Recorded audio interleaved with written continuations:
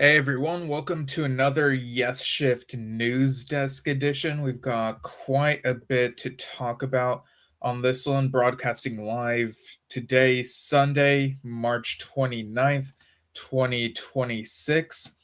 Dad is busy with the Las Vegas drum show today, but I'll fill you all in on all of this. And of course, he'll be back on the show. We have a couple episodes we're doing the second week of April, and we also have something coming out this Wednesday morning. Something, yeah. You'll see the two of us and a couple guests on that morning. So, first off, what do we have to talk about today? We have the new Yes album title revealed to us. We've also got, I've got reviews of Asia Live in England, the Blu ray. I got the Blu ray copy of that. And I got the CD of Oliver Wakeman's Mother's Ruin 20th Anniversary Edition. So I'll be talking about that as well. And there are even a few more John Anderson and the Band Geeks tour dates that got added. We interviewed Phil Castellano, one of the keyboardists in the band, last time we put out an episode, and it's a really fun conversation. So go check that out after this when you have a moment. But first off, we just want to do rapid fire through a few different topics, bits of news that came out within the last couple of weeks. So a week ago, this is more anecdotal, this particular item here. I watched a film called Home Again. It came out in 2017, stars Reese Witherspoon.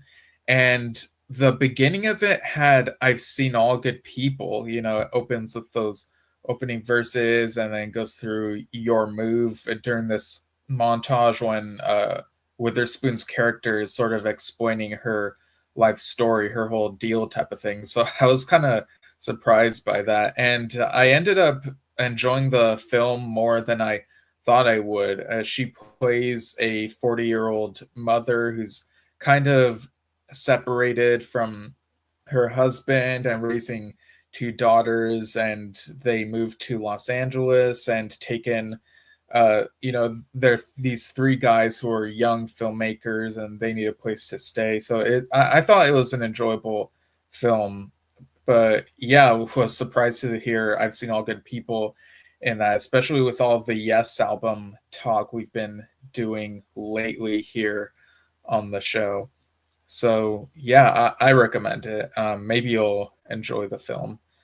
All right, so now on to news items proper. Trevor Horn has continued posting videos on his Facebook page. There was one where he had a 1960 Fender Precision bass. Always fun to see him with instruments in these videos. There were photos from a recent Roundhouse London show, and it showed the people there, including one Rick Astley. So that's a bit of a surprise there. And he also posted a graphic showing 6 shows that he's doing with his band, Trevor Horn and his band, in December. So I'll go ahead and show that real quick. Let's see, share screen, make sure I'm sharing the correct tab. And the graphic is very much in the vein of Trevor Horn's memoir, Adventures in Modern Recording. There we go. So, playing Trevor Horn and his band playing the songs he produced, played, and sang on December 2026. So, this begins Wednesday, December 9th, Leeds O2 Academy. Then go to Liverpool and Bristol on the 10th and 11th, Birmingham, London on the 16th and 17th, and ending on Manchester on the 19th of December. So very exciting stuff. This, I'm sure, will be a really enjoyable little tour for people to attend. So definitely go check that out if you are nearby and have the time and whatnot.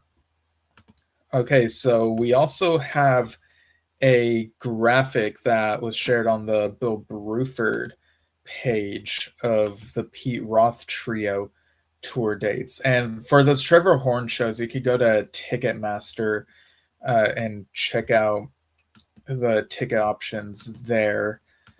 Now, the Pete Roth Trio, I think some of these dates had already been shared. You could go to PeteRothTrio.com for these.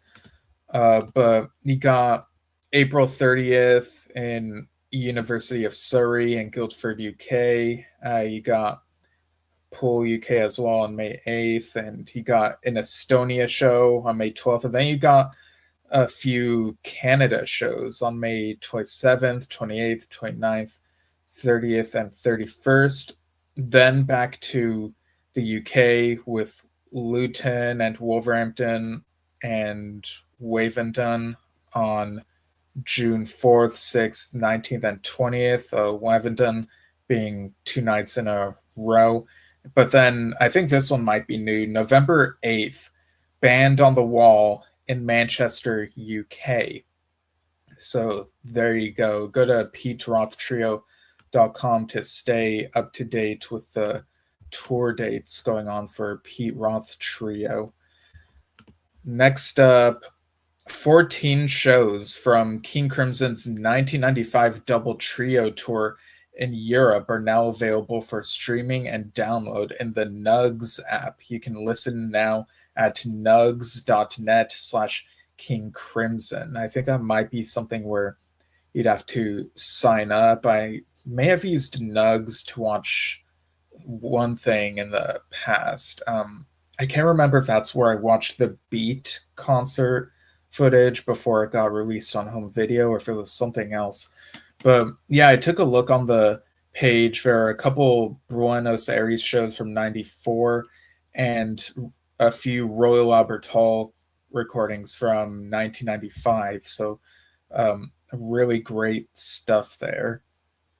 And King Crimson also on the King Crimson page, they posted that the March 12th, 1972 show is now available on DGM Live. So very great stuff. King Crimson and Bill Bruford, having a history with that band. I've really come to reappreciate King Crimson, revisiting some of the music from the early 70s and mid 80s, these last few years of doing this show.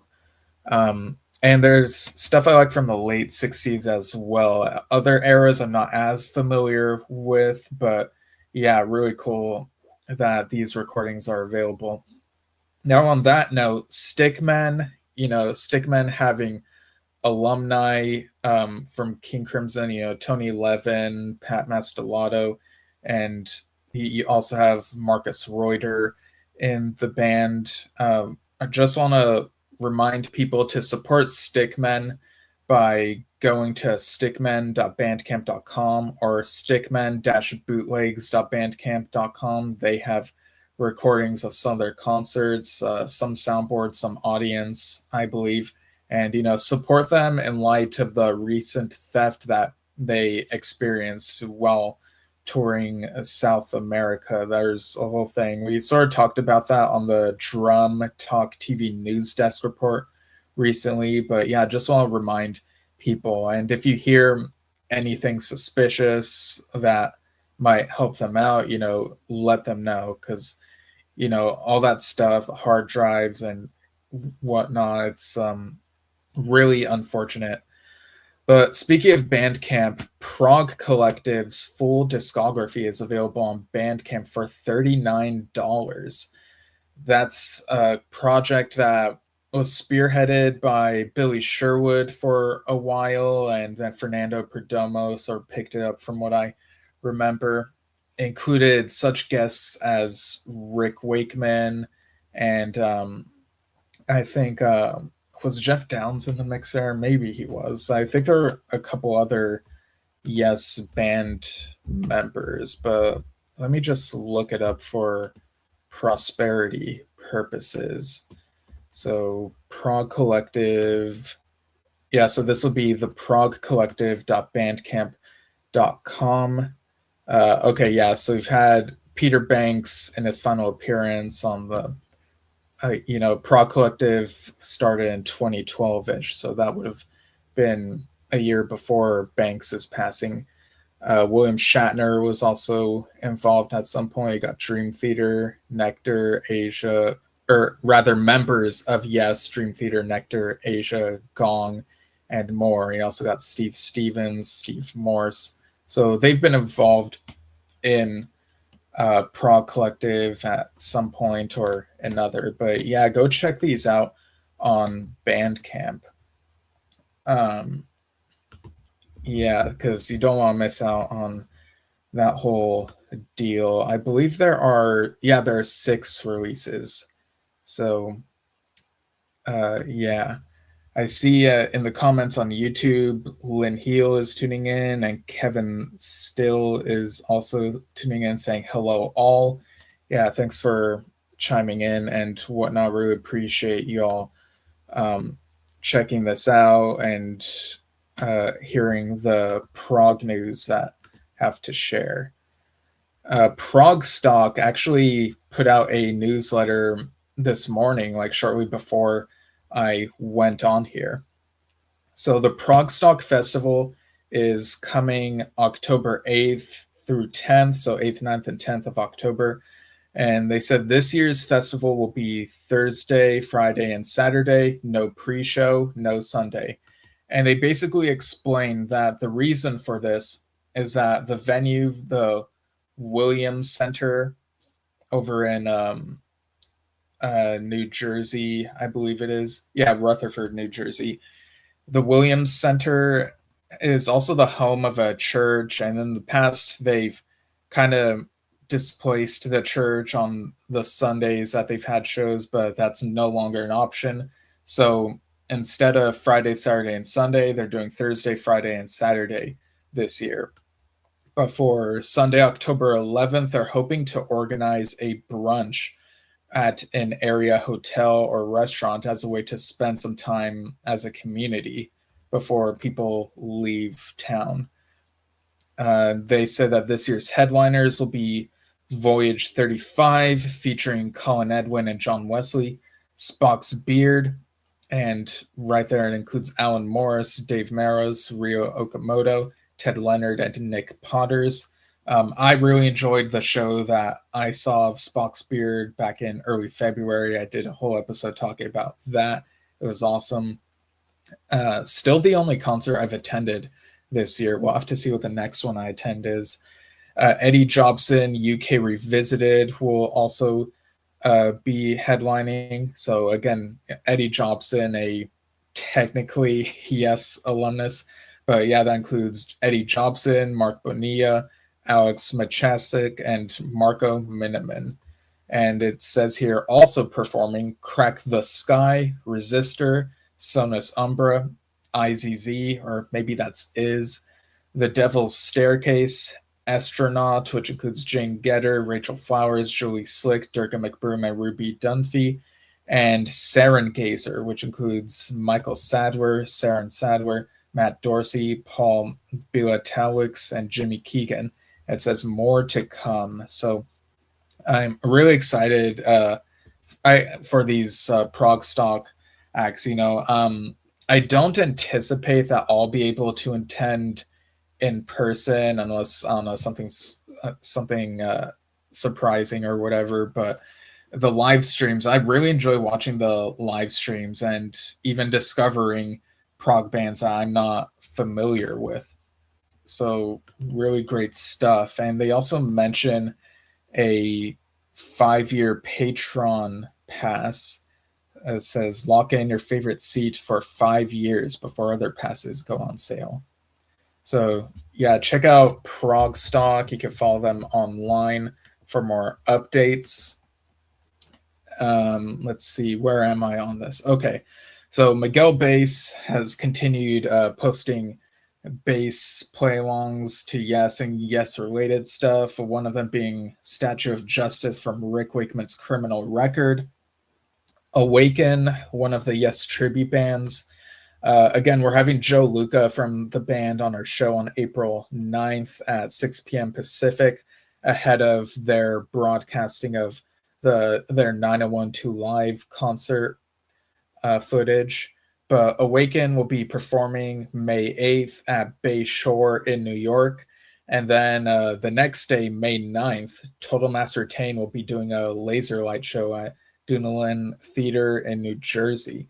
So, if I were in the area, I would like really try to see both of these like back to back. But, I'm on the West Coast, so not as fortunate when it comes to the Yes tribute bands. Okay, so getting to John Anderson. John Anderson posted a 30th anniversary message for Frontiers Music. It was very nice, very brief. But there's also an announcement on the John Anderson page of shows in Poland and France. So they announced the final 3 shows of their 2026 World Tour for John Anderson and the Band Geeks of this year. The new shows on sale are October 8th in Poznan, Poland at Sala Ziemi, October 10th in Zabrze. Sorry, I really should know this. Zabrze, Poland at Dom Muziki i Tanka, and October 13th in Paris, France at Bataclan. And these follow the previously announced 22 US shows and the 13 UK Sweden shows. So really great that they'll be able to go through Europe this time around on this year's touring. So I'm sure that'll be fun for people in those areas who haven't gotten to see John Anderson and the Band Geeks in person. And of course, the Yes are doing their UK Fragile tour on April 22nd. That's when it starts. I see Metalander chiming in. Have heard any rumors about an upcoming Yes release? Yeah, I'm actually getting to that in a moment.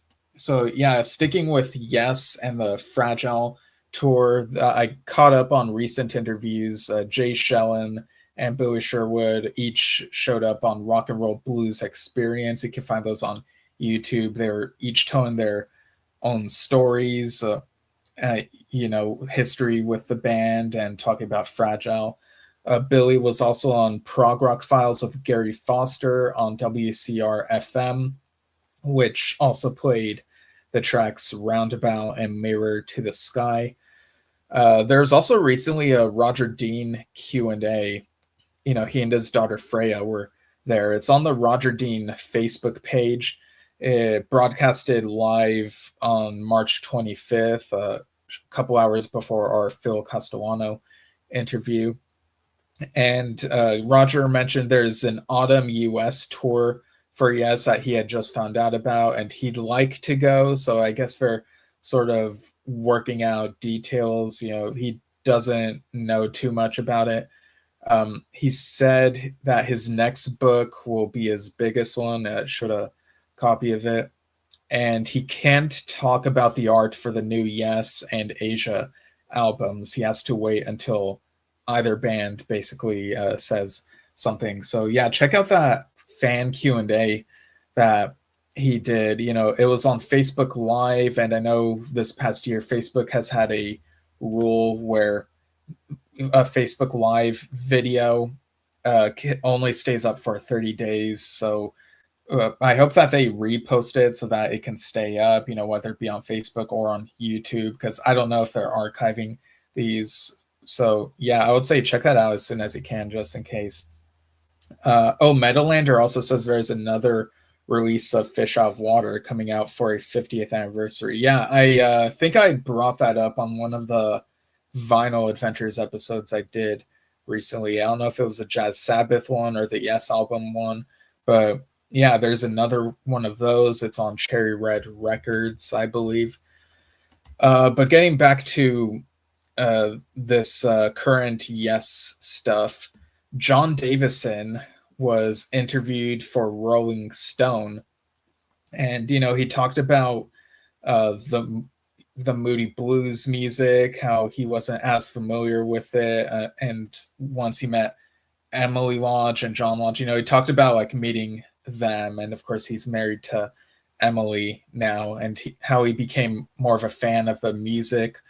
Um, and he also mentioned, I don't know why this possibility never occurred to me, but apparently around the time that Chris wanted, this would have been, I guess, 2014, 2015, when Chris was going through his health stuff, I think. Chris wanted Billy Sherwood to do some new songwriting with Yes for an album after Heaven and Earth. And Billy was involved with some of the, I believe, the mixing on Heaven and Earth. And of course, a year later, he was asked to sub for Chris. And then unfortunately, we lost Chris, but Billy has really done a great job carrying the bass torch there, continuing that whole tradition. But yeah, I don't know why this never occurred to me that they would want Billy to be involved with an album right after Heaven and Earth, all that stuff was happening. But it makes total sense. Now, of course, because they lost Chris, they felt that they couldn't do an album right away. And it wasn't until lockdown that they really felt the need to, they were like, now is time. And they've put out a couple albums since then, The Quest and Mirror to the Sky, which I've really enjoyed both of those albums. He was also asked what would happen if when Steve Howe retires. And this is a quote from that Rolling Stone article. John Davison said, quote, "Well, Steve has given us his blessing that he'd like us to continue because, as Rick Wakeman once said, there will always be a yes. And I know that one criterion that Steve said was, I hope that it's always progressive. And honestly, I don't think we'll have a problem with that," unquote. So this is something that fans have wondered about, and it feels like they've kind of danced around, what'll happen when Steve retires at some point, and they kind of danced around the answer, but we've kind of got a more concrete answer here. Now, that fuels speculation, if Steve ever retires, who could be the new guitarist in the band. People have thrown out names like Fernando Perdomo or Jimmy Hahn. Maybe I think someone mentioned that, who was it? It was an online friend in Yes fandom who mentioned that Oliver Day would be an interesting choice. But yeah, when we get to that point, we'll just have to see what happens. John Davison was also interviewed for Biff Bam Pop, and that also included like his whole history with John Lodge, and talked about the upcoming 2 shows this July, and how John Lodge had said he thinks that the band could carry on beyond him, which was really strange to imagine. But yeah, they've got the 2 shows happening in July in tribute to John Lodge, and they'll see what the response is, I guess, see what goes on from there. But in this Biff Bam Pop article, John Davison also mentioned the title of the upcoming Yes album. All right, so you all ready for this? Drum roll, please. That was a terrible drum roll. With I tried to verbalize, wasn't it? But it's titled Aurora. And I like this title. It feels like it fits with the imagery that is kind of, on Mirror to the Sky and even Down's Braid Association Celestial Songs. So I can imagine maybe Roger Dean's art for this new album could feel like something in the vein of those album covers, maybe dark blue night sky with some lights. Or maybe I could be totally off. Maybe he'll do something really different. But yeah, there we go. We have the title for the new Yes album, Aurora. And in a Now Spinning magazine interview, this is up on YouTube, John Davison mentioned that the new Yes album has been sent off to the presses and will probably come out in June. So previously he had said July, and even said July in this Rolling Stone article I mentioned, which I think might have been from a time before this Now Spinning magazine interview. But yeah, it's hopeful. I hope it's June. That's sooner than July, and I need the new Yes music sooner. I'm really excited to hear how it may sound. I recently re-listened to The Quest and Mirror to the Sky, and I feel like those albums have more, uh, audio continuity than any previous pair of consecutive Yes albums. I think they flow really well. So I imagine this third album of this era will also be somewhat in that vein. So really exciting stuff. John Davison also in that Now Spinning interview said he thinks Relayer is still on the horizon. The band performing all of Relayer in this album series. And again, Relayer was planned for 2020, and then the pandemic happened, and then it got delayed a couple more times until it was canceled altogether. They felt Steve Howe had said we feel we've overcooked the idea, so I guess they kind of felt less enthusiastic about playing Relayer those after those couple years of having to push it back. But hearing John Davison say that they'll play Relayer at some point, that gives me a little bit of hope. I feel like I don't know, I kind of feel like he wouldn't say this unless it would for sure be possible, with, I guess we'll have to see, will it be this current lineup? Would it be, and again, I don't know when Steve Howe would retire, and I'm still enjoying Steve Howe being in the band, but I do kind of wonder, would it be beyond that? But I don't know. I see Gilly Good News chiming in the comments from YouTube. Says, love the Yes title, have seen the Southern Lights. Oh, great. Yeah. So yeah, like I was saying, I enjoy the title as well. It feels like it fits nicely after Mirror to the Sky. John Davison in that Now Spinning interview also mentioned that a fan had told him about his tenure with Yes compared to John Anderson's previous tenures with Yes. And interestingly, John Davison has been with the band for 14 years. He joined in early 2012, I believe, and it's 2026 now. And John Anderson has, his first uninterrupted tenure with Yes was from mid 1968 to late 79. Some people say maybe early 80s, so I guess that'd be 11 and a half years, something like that. Then 90125 up to him leaving to do ABWH. That's 5 years from there, from 83 to 88.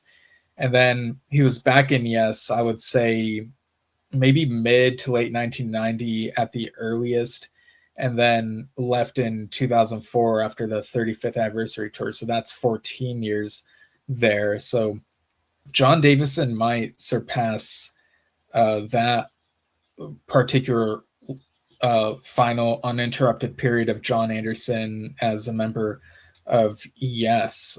You just have to give it another year, which it's looking like he will. So very interesting stuff. But yeah, John Davison is always talking about, wanting to honor the people who created this music and Yes. And I think that the band does a really great job with that. So yeah, interesting interviews.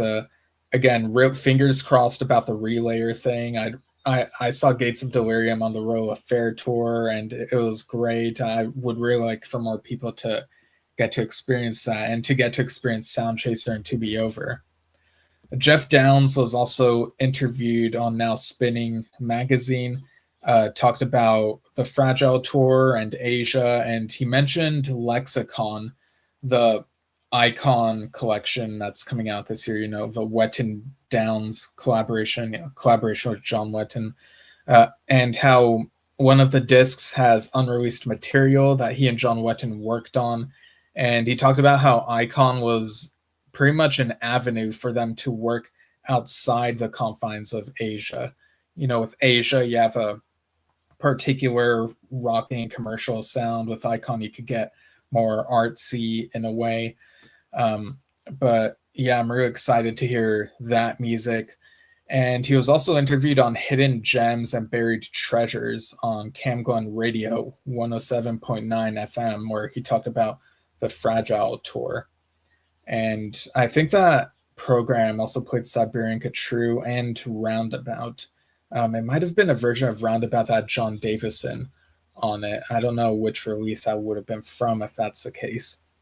But there's also an announcement on the Original Asia Facebook page saying Asia is pleased to announce that they will be playing on the Blue Cruise from the 8th of April through the 15th of April 2027. And tickets go on sale April 7th. So there's a ticket link on the bluecruise.com. And there's a poster for this that includes some of the people involved with that. Yeah, so it's this poster here.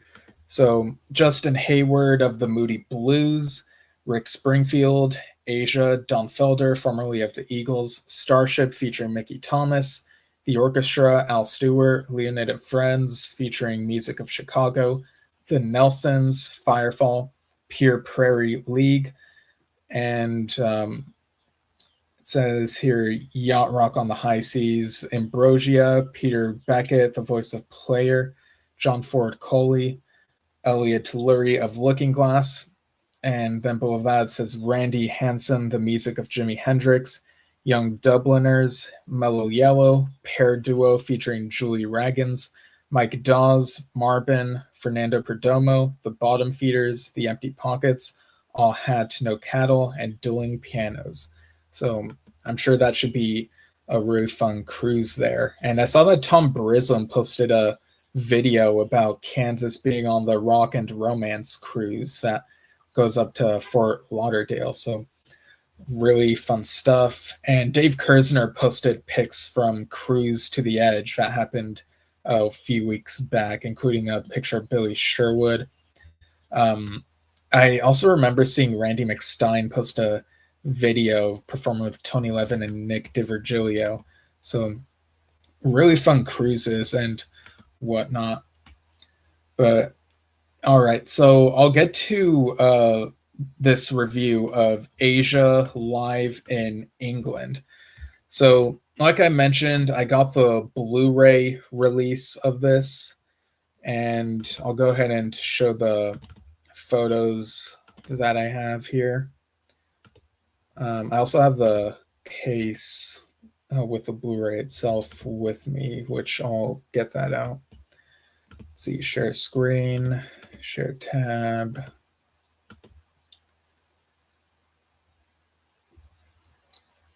Okay, so here you can see the hype sticker that was on the plastic wrapping. And let me make sure I have the right set here. Yeah, I do. So it says Asia, Downs, Donati, Mitchell, Whitley, live in England. And I got it right here. So this came out March 13th, earlier this month. Same day that Oliver Wakeman's Mother's Ruin album came out. I'll review that in a little bit. But yeah, I got the Blu-ray here. And I'll show you more of the packaging before. This is what the Blu-ray menu looks like. So you got the track Heat of the Moment from this concert playing. And again, this was recorded at Trading Boundaries about a year ago, I believe it was. So yeah, Asia, live in England, 2025. You got the chapters, which include the songs as well as a few different interviews. The interviews I think were listed in the special features actually, but when I played the whole concert film, it would just, at the end of the credits, it would just dive right into the interviews automatically, interestingly.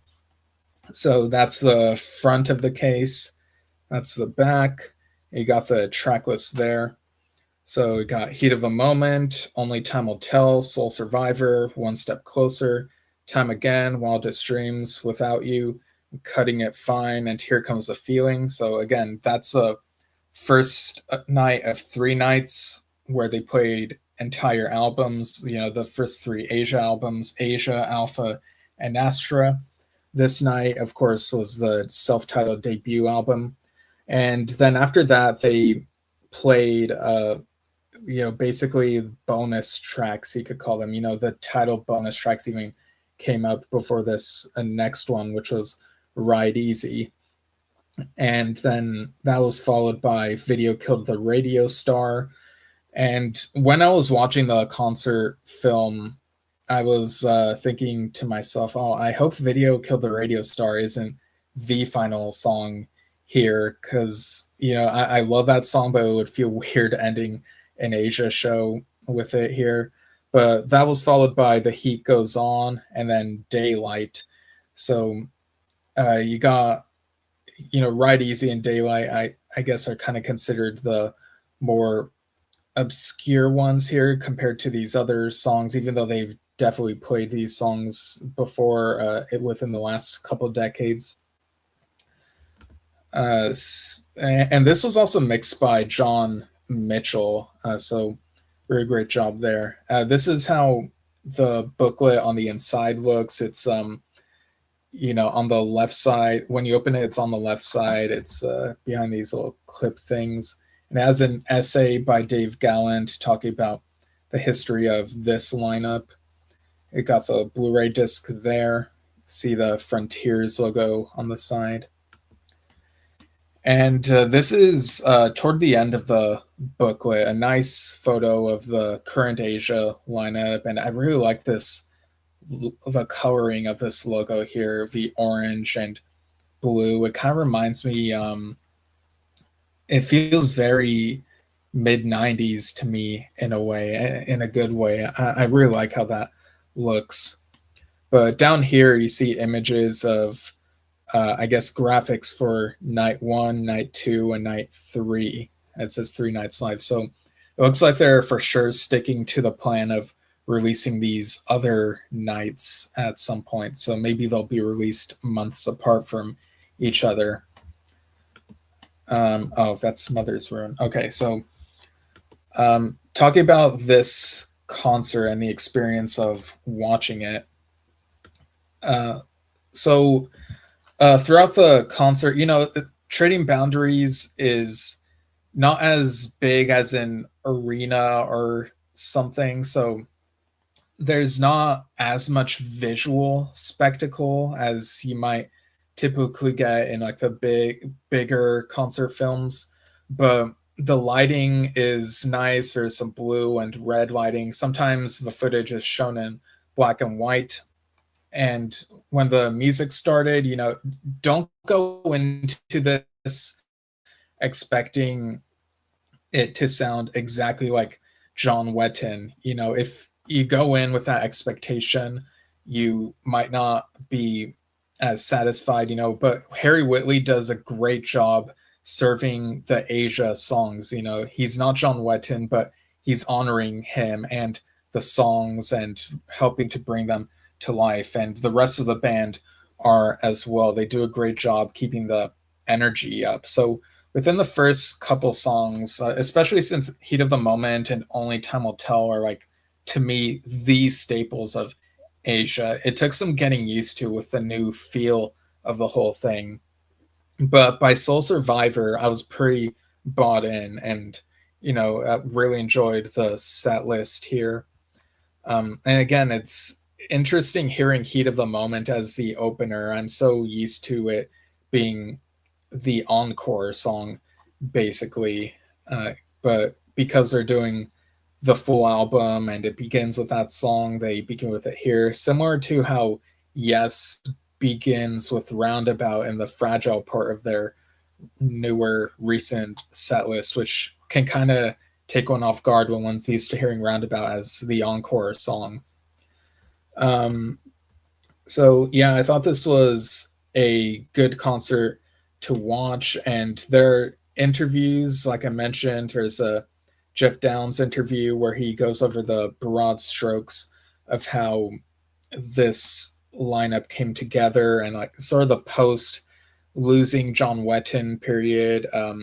He touched on the Royal Affair tour and how Steve Howe was kind of involved with that. And I guess Jeff had the hope that Steve might return to Asia at that point, but Steve was so committed to Yes. So, like I said, he does a broad strokes history of the last, I guess, decade it would be.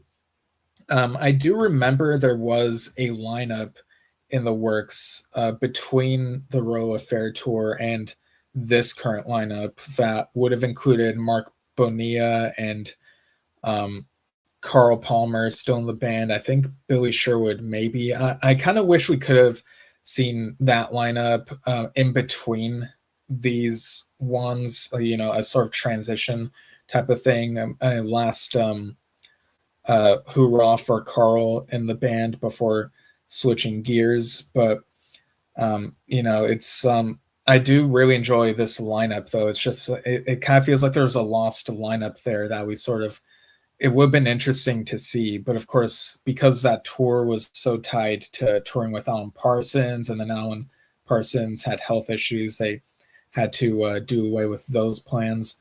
But yeah, this lineup really does justice to the material. And so, like I said, there's also a Virgil Donati interview, so you get to know him a bit more. Because I don't know if I've ever watched anything with him talking, so this was good to see. John Mitchell's interview, he talked about how he really likes the Astra album. And Harry Whitley, in his interviews, said he was introduced to Asia via the Triple X album from 2012 and then went backward. So I guess he and I are kind of similar in that we got into Asia in a more modern period of it and then went back. I went in with the Live in Tokyo 2007 DVD and then listened to the first couple albums and then listened to Phoenix when that first reunion album came out. And I was really into that reunion period. And there's also a Roger Dean interview where he talks about the making of the Asia logo. So yeah, these are really good interviews to watch. I'm glad they included them. Now, how would I rate this concert film? Now, the other Asia concert films that I have are the Live in Tokyo one from 2007 with that reunion of the original lineup, and the Asia in Asia concert at the Budokan with Greg Lake subbing for John Wetton in 1983. Now, I would say Asia in Asia, the 1983 concert film, out of 5 stars, I would give that one 4 stars. It's got nice visual presentation and whatnot, and it feels so 80s, which has a charm to it. Live in Tokyo, I think I would give 4.5 out of 5 stars at least, maybe even 5 stars. I have so much nostalgia for that, and I feel it's a great representation of that original lineup having returned. I think they might have had another concert film or two after that with the original lineup, but I'm not sure that I've really checked those out. But yeah, so I own those, and now I own this one, Live in England, Night One, and I think I'd give this one 3.5 out of 5 stars. It's an enjoyable concert, but like I said, it doesn't have as much of the visual spectacle as you'd get from the venues in the Asia in Asia or the Live in Tokyo videos. But I do like the overall feel of the Trading Boundaries venue. You even get to see a little statue in the background, and during Video Kill the Radio Star, you can see the audience singing along to it. There weren't many audience shots, which was interesting. I'm guessing maybe they had to stay seated more calmly throughout most of the set list, and then during Video Kill the Radio Star, they could kind of be a bit looser, and that's when the audience became more visually interesting. But yeah, another reason I would say it's at 3.5 out of 5 is the set list. While I am glad that they honor the original Asia album, we've heard these songs so many times, time and time again, pun intended. They're enjoyable to hear, but I'm definitely gonna be more excited to hear nights 2 and 3, which are Alpha, and especially night 3, because that has Astra, and a lot of that material hadn't been played live before, to my knowledge, except maybe Go, or if they did get played live, it was very rare, maybe. But yeah, I'm really excited that about that progression. I think it'll be like each one of these nights, each of these concert films will be better than the previous one. So, yeah, I think it's still an enjoyable concert film, definitely worth checking out. But I would definitely still put Asia in Asia and Live in Tokyo over this, but that's not a slight against it. I think it's still a well put together concert film. So yeah, definitely get that if that interests you. All right, so moving along, Rick Wakeman. Speaking of Trading Boundaries, on June 13th, Rick and his team will be live at Trading Boundaries in Sussex for a very special edition of his podcast, The Myths and Legends of Rick Wakeman. So people will get to attend that, and that should be a lot of fun.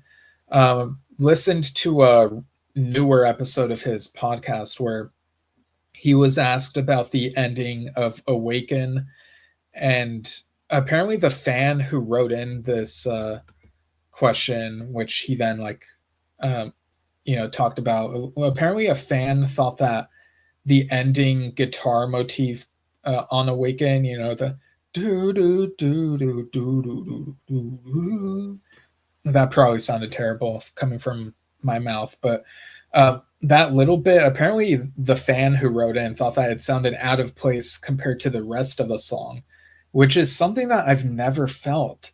In fact, I remember watching the John Anderson and Todd Mobile video of Awaken that didn't end with that, and it felt so strange to me. I was missing that. I really love that ending to the song.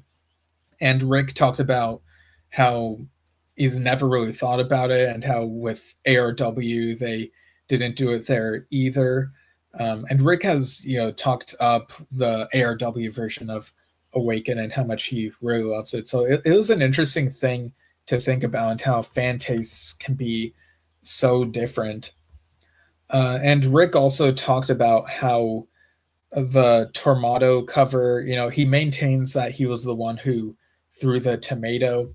So there have been a couple different accounts of how the tomato got on there. I think Steve Howe had said that, the people at Hypnosis had done it themselves. Though I do kind of wonder if maybe whenever Steve said that he was trying to spare Rick or whatever, I don't know, but whatever the case, the more interesting thing to me was Rick talking about why they didn't go for Roger Dean for the cover of Tormato, or what would have been called a Yes Tor initially, or Yes Tor, TOR.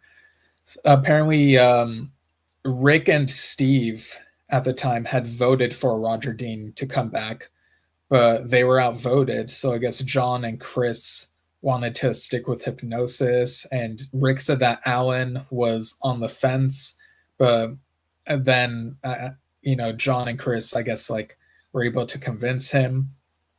But then I guess after the whole Tormato thing, I'm sure that probably made the band sort of disenchanted with Hypnosis, probably, I would imagine. And for Drama, they were able to get Roger Dean back, and what a mighty cover for Drama. So yeah, really enjoyed listening to that podcast episode. Rick has been touring with Oliver Wakeman on the East Coast for this Wakeman and Son tour, which tonight, March 29th, is the final show of that tour. And I'll talk about the set list at the end of this show in case there's anyone attending that show who still wants to be surprised. But yeah, Oliver Wakeman has been posting stuff from this tour. There's a pic with Rick Hammond from Roundabout. He's taken some pics during Rick performing a certain solo suite during the concerts. At some point, they kind of got delayed at the airport, so there were a couple of pics from that. There's a King Arthur exhibit at a hotel, I believe, and I think Oliver said he was expecting Rick to like rip off the cape or whatever. And there's a pic with Al Lewis from Star Castle because Oliver Wakeman was involved with that for a little bit. I can't remember if it was shortly before joining Ants or shortly after, but it was somewhere in that period. But okay, so now, oh yeah, Meadowlander says I just went to Rick and Oliver's concert in New Jersey on the current mini tour. The suite, the one that I was alluding to, was a highlight. Yeah, I'm trying to be careful not saying what it is in case any viewers or listeners want to be a little in the dark. But yeah, feel free to comment more about that concert, and I'll read the comments a bit later in this episode.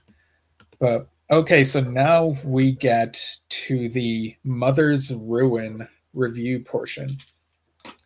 Now, as a reminder, Mother's Ruin is an Oliver Wakeman solo album, and it recently got a 20th anniversary edition release. So this, I'll show the pictures I have from that as I go through this.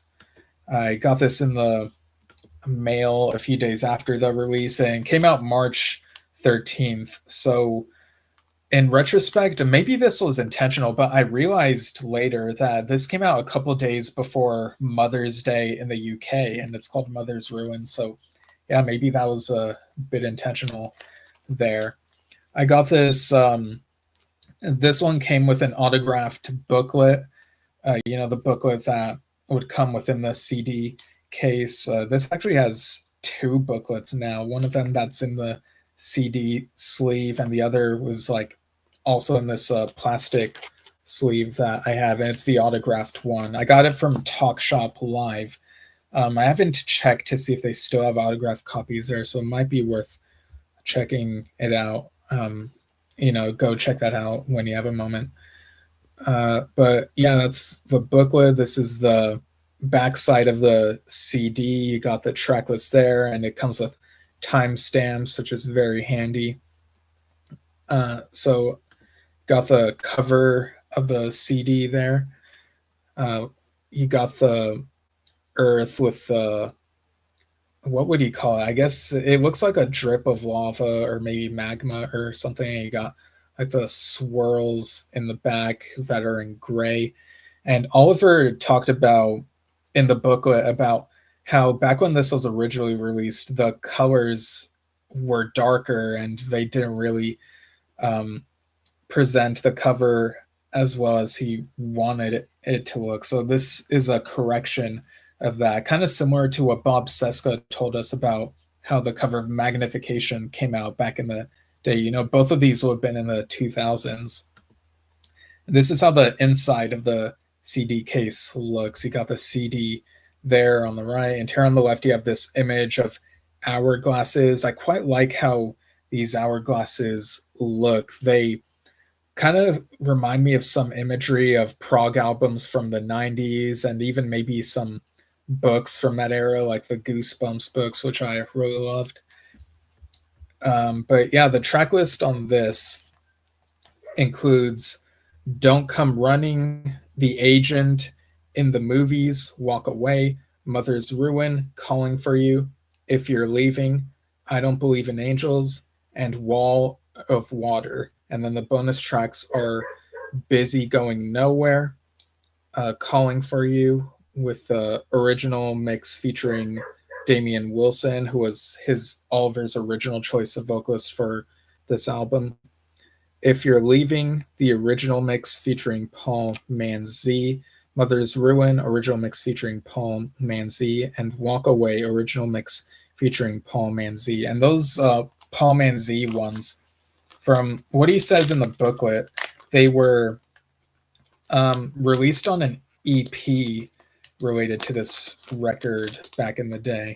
So a little bonus content there. Really cool to see these versions of the tracks on there. And I know I'm like being a broken record here, but I kind of wish that with Fly From Here, Return Trip, that the Benoit David tracks could have at the very least been bonus tracks, even on a separate disc, on Return Trip or even on the recent Return Trip re-release. But I don't know if there are rights things going on there. It's beyond my area of expertise there. But yeah, I'll get back to Mother's Ruin here. So the lineup of this album includes David Mark Pierce on electric guitars, Moon Kinnaird on vocals, who's also referred to as, I think, a full name here. Keep forgetting if the essay's in the front and the back. Oh, yeah, it's in the back after all the lyrics. Ian Moon Gold. So Moon is a nickname. And then you have Dave Wagstaff on drums and percussion, and Tim Buchanan on 4 and 5 string bass. And of course, you got Oliver on piano, keyboards, and acoustic guitar. And in the backstory that he writes here for Mother's Ruin, he mentions how Moon couldn't commit to being in the band. So for a little bit, his keyboard tech Mike Clark filled in on bass, but eventually Dave Wagstaff suggested bassist Paul Brown and Paul Manzi for vocals. So they rehearsed for a few weeks and then were able to like perform and whatnot. So I'm glad that this release showcases the different people involved in this project, at different stages. So I'll go through the tracks and my notes about it. I see Metalander saying Oliver showed up at the merch area after a show to chat and sign autographs. Oh yeah, he's a very friendly guy. We've been trying to see if we can get him back on the show to talk more about this and the upcoming From a Page re-release. So we'll see what happens. But on Mother's Ruin, the track list. So starting with the opening track, Don't Come Running, to me kind of has a Conspiracy or Sherwood feel in terms of rhythm and vocal harmonies. And there's a great keyboard showcase 2.5 minutes into this track, which itself is 5 minutes and 44 seconds long. Then we get to The Agent.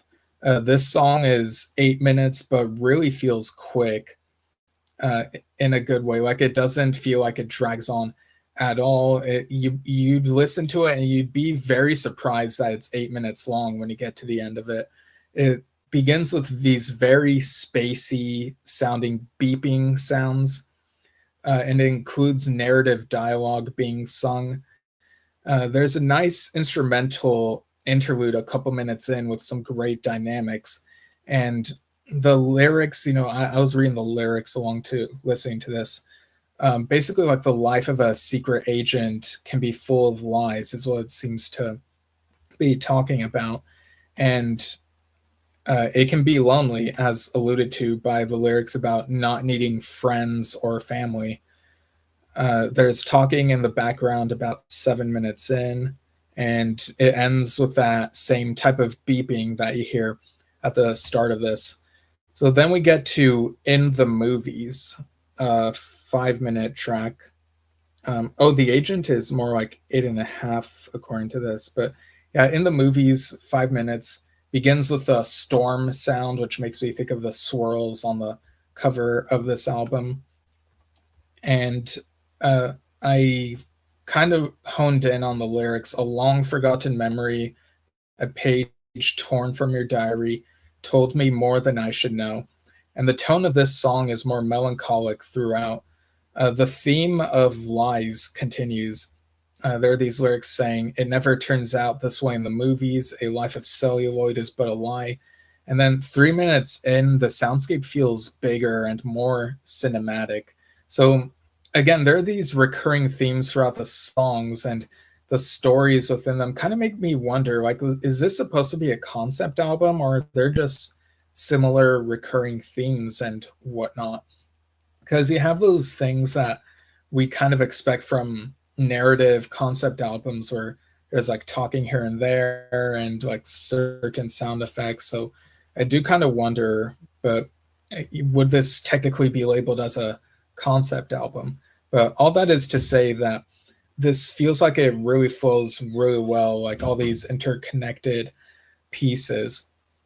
um, each song sounds like it can deviate into a different feel, but they all seem to have a similar type of storytelling, is what I'm trying to say. Then we get to Walk Away.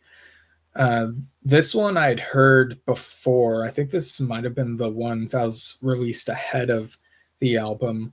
It says, there's the lyrics, "Do you ever feel so small and all alone?" So that continues the loneliness theme again. And there's kind of an arena rock sounding guitar. There might have been more repetition on this song than in previous tracks in terms of the lyrics. It's certainly catchy, and I think Oliver has talked about John Wetton's writing style and how songs like this are kind of an interesting, sort of continuing that amazing tradition of John Wetton's type of thing. Then we get to Mother's Ruin, the title track, which itself is 6 minutes, Walk Away being almost 4.5. And it kind of begins with these vocals are like, oh. Then we get a voice on either an intercom or a megaphone. And this is a song about Mother Earth. There are mentions of dolphins washing up on the beach and the forest falling down. And in the booklet, there's even a 3D graphic that's shaped like maybe a whale or a dolphin. But yeah, there's some nice graphics within the booklet, which I really like. Then there's the lyrics, "I look at all the offers of peace of small countries now up for a lease."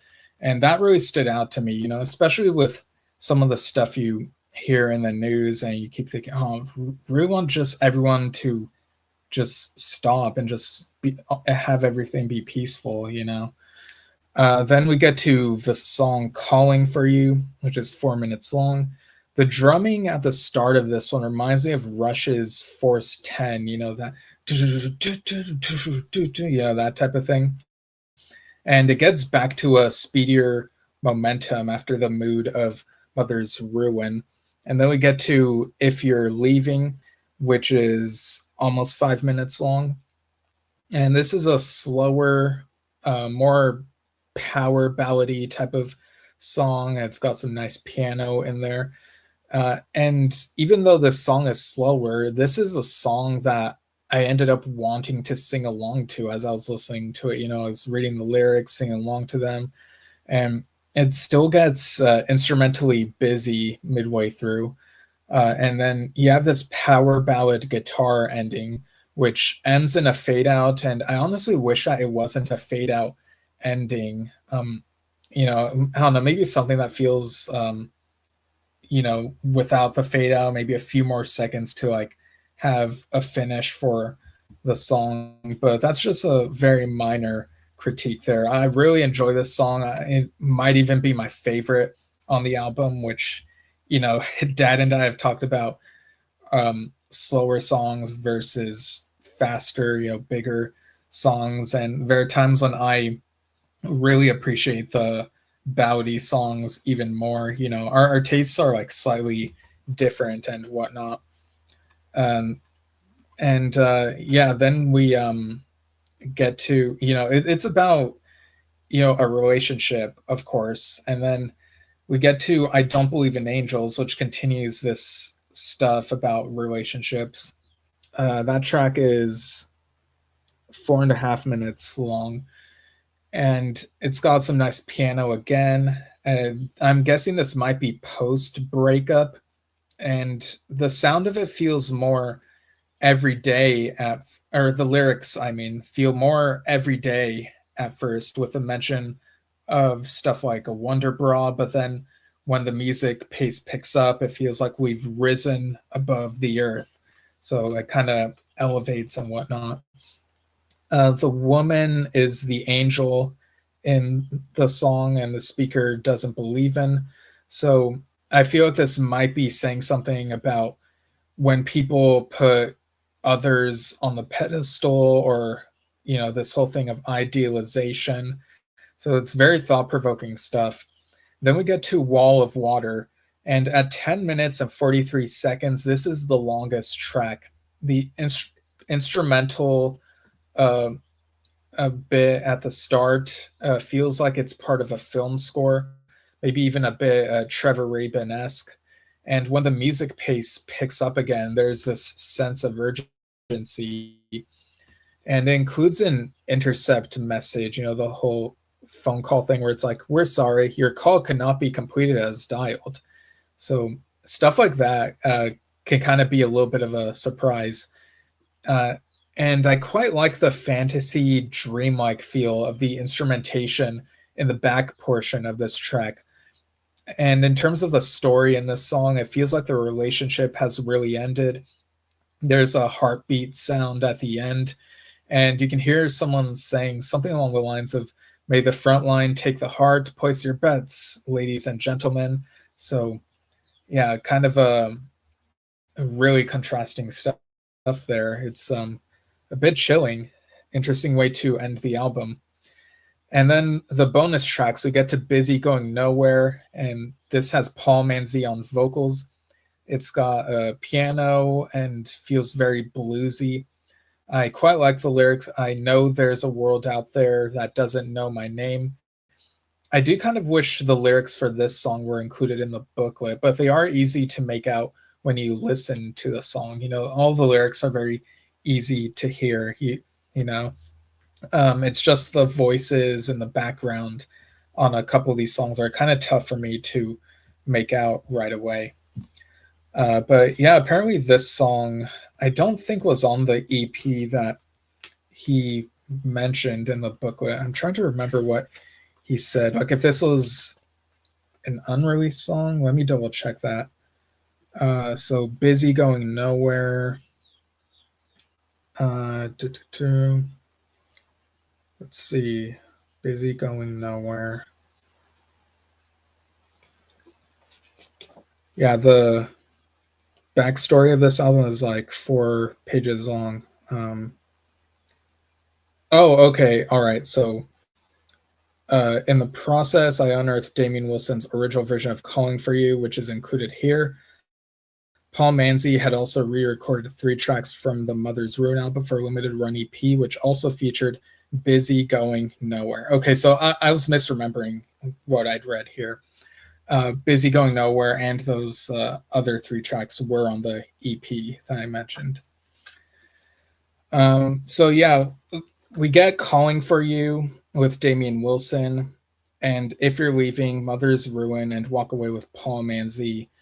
And it's great hearing these different voices, these different versions of the songs. I don't know if I have a strong preference between versions featuring Moon or either of these other people, Damien or Paul, but I feel like they each do a great job filling out the vocals for the songs.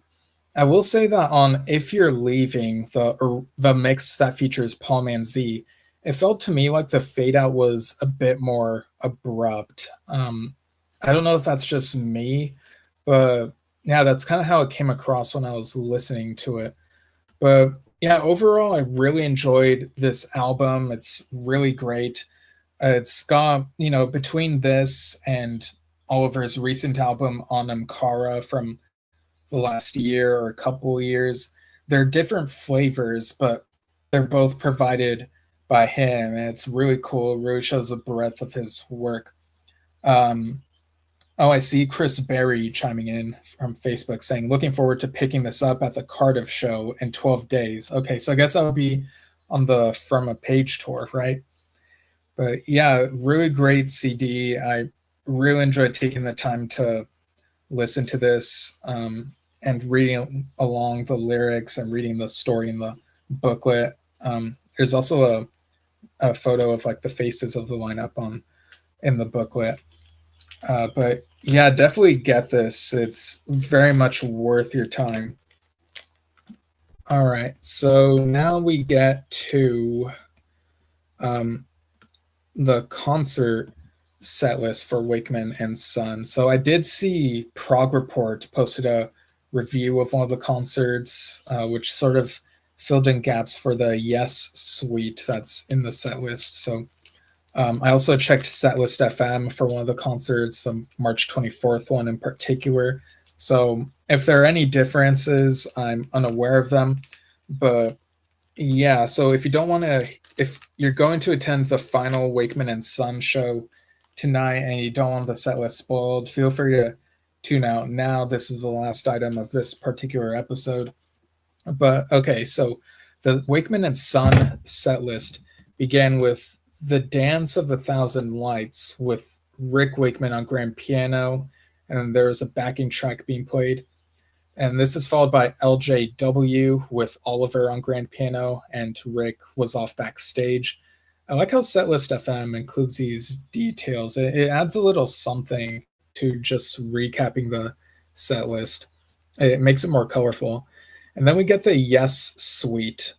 And in that Prog Report review, there's a mention that Words on a Page was part of this, but I don't see it mentioned in the Setlist FM entry. But, you know, putting those two things together, I think that the Yes suite had bits of Awaken, And You and I, The Gift of Love, Wonder Stories, Words on a Page, possibly, and Roundabout. And it mentions here that there's a back and forth between Rick and Oliver, with Rick on keyboards and Oliver on grand piano.